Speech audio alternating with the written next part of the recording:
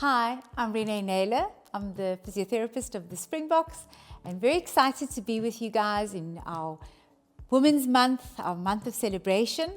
And I want to share just a little bit about my journey. It started on the Cape Flats in Belhar, where I attended schooling, and it was in standard 8. I was about 15 years old, when I had to have some career counseling at the university. And I remember going in and giving my forms to this gentleman. He didn't look up at me. He just looked at the paper and he said, no, you can't be a physiotherapist. And I was devastated, and I was so intimidated by him that I didn't, question him.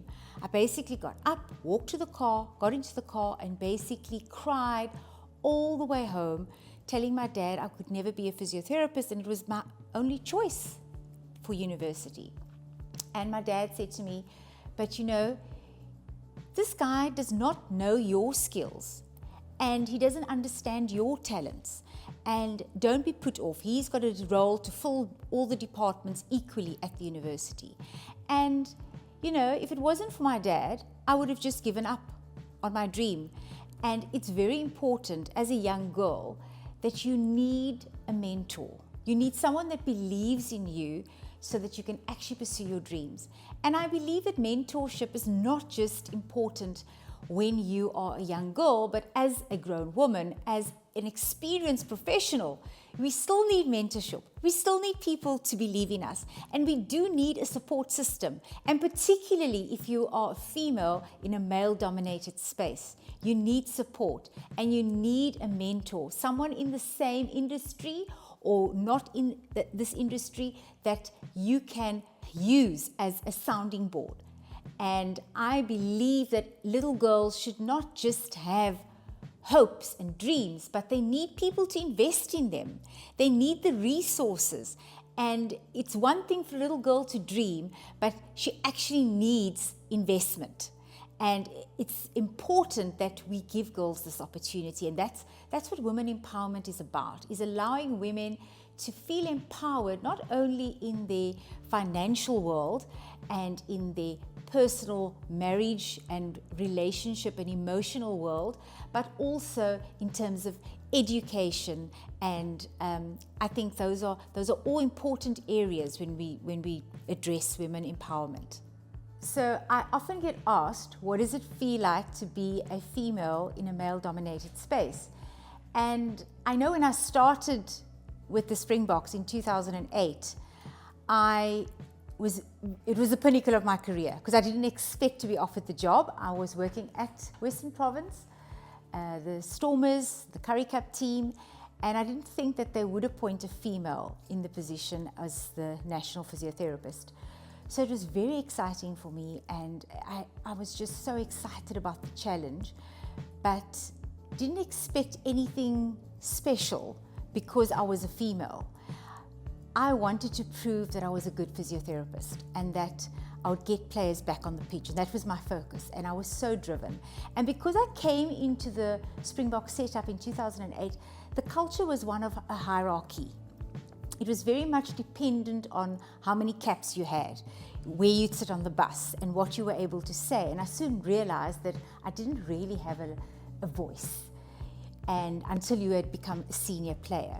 In 2018, with the Russies starting, there was a paradigm shift, and we said, it's not about how many caps you had. Everyone in the team had a voice, and everyone could say something, and that was really special, because as females, you want a seat at the table, but you also want a voice at the table.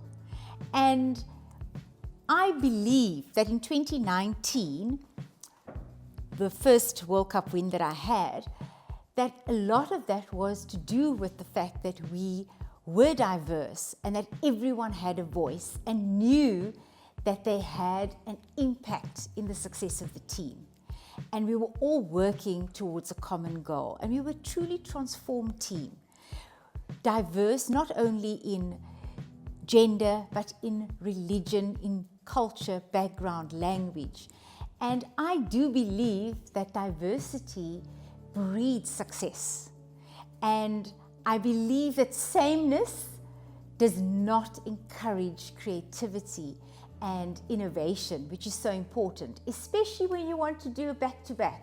Because if without innovation, you do not change. And you do not change if everyone in the team is exactly the same. So we always need to think about embracing diversity and enabling us to just share different ideas. And I think that's why women empowerment is so important in corporates and in every sector of our country, and particularly in leadership, because that is where we are really lacking.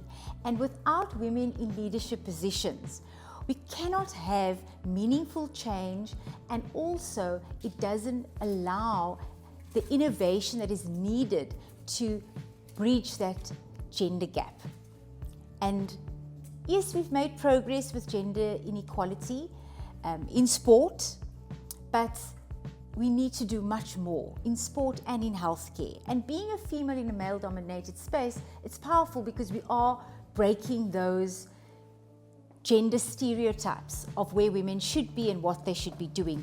And I know that this has been the case with our referees, international referees that have come in and are on the world stage. I want little girls and I want women to dream big and to know that nothing is impossible. And I want the people that are in powerful positions to give women the opportunity and allow women to not just have a seat, but a voice. Because a seat without a voice don't give me the seat. I think that is where the challenge comes. I think in the beginning, when you are a female in the environment and you do not speak up, it is easier for a lot of men that are not embracing women in the environment.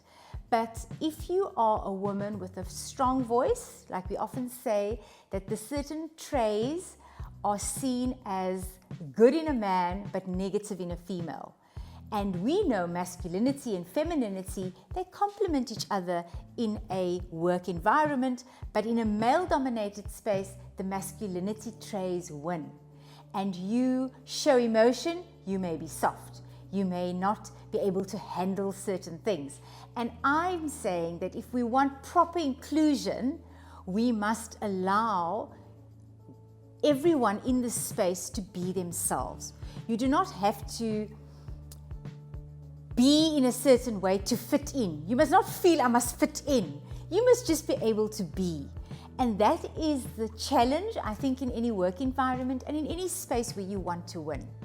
Because as soon as people can be themselves, that's when you really get excellence and you get the true performance. So I want people that are in those positions of power, please give people that are different to you, that look different to you, that speak different to you, that have a different gender to you. Give them opportunities and see how your business and team can grow through it, because that is what I feel we have often lacked, that we are stronger together. And when we make it a real mix-up, that's when we really thrive. And I must say that my journey has had challenges, and often those challenges have been related to motherhood, because many environments do not marry the two, work and motherhood. And that is where we need change. I was very blessed in 2013 when my son was born. He's my inspiration, and I thought that I'd probably have to give up the job. Spoke to the coach, and Rene Meyer was the coach at the time, and he said to me, well, you can definitely come back to your work and we'll make it work, but I'm sure you probably won't. And I think he probably believed I wouldn't. But I came back, and my son was 8 weeks old. I was still breastfeeding, and he came on tour. He did his first international trip at 8 weeks old to Argentina. And yes, there was lots of logistical challenges, but we made it happen. And I think women need that opportunity to make it happen. And for women at different stages, when you are younger and you want to have children, And when you're older, there are different challenges that you face, and that you have to have space to be able to still feel that you can be yourself and not have to hide parts of yourself to feel then you will belong. So I want to embrace my femininity. I do not want to feel that because I'm in a rugby, male-dominated environment, I must stop wearing lipstick and I must look like a man, and I cannot enjoy looking pretty because, oh my gosh, you are going to be stereotyped as, oh my gosh, is she, initially when I was young, you think, am I making myself too, pretty, and I would be seen as I'm trying to attract the men or do something negative in this team environment and be seen in a negative way.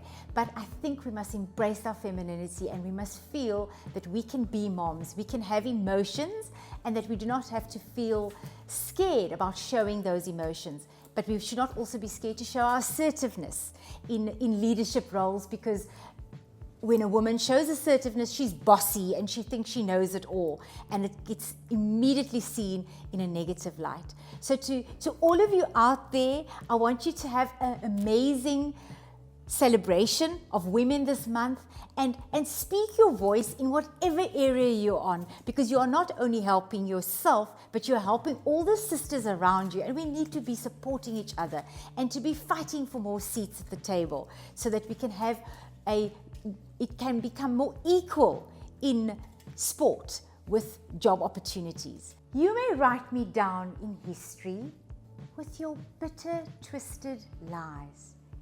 You may trod me in the very dirt, but still, like dust, I rise. Does my sassiness upset you? Why are you beset with gloom? 'Cause I walk like I've got oil wells pumping in my living room. Just like the moons and like suns, with the certainty of tides, just like hope springing high, still I rise. Did you want to see me broken? Bowed head and lowered eyes, shoulders falling like teardrops, weakened by my soulful cries? Does my haughtiness offend you? Don't you take it awful hard, 'cause I laugh like I've got gold mines digging in my own backyard.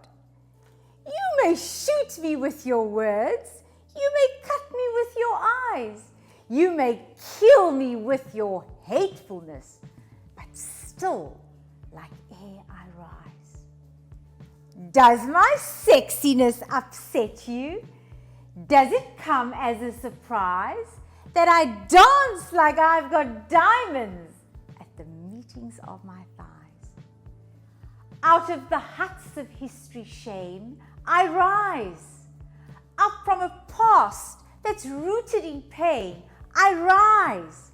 I'm a black ocean, leaping and wide, welling and swelling, I bear in the tide. Leaving behind nights of terror and fear, I rise. Into a daybreak that wondrously clear, I rise. Bring the gifts that my ancestors gave. I am the dream and the hope of the slave. I rise, I rise, I rise.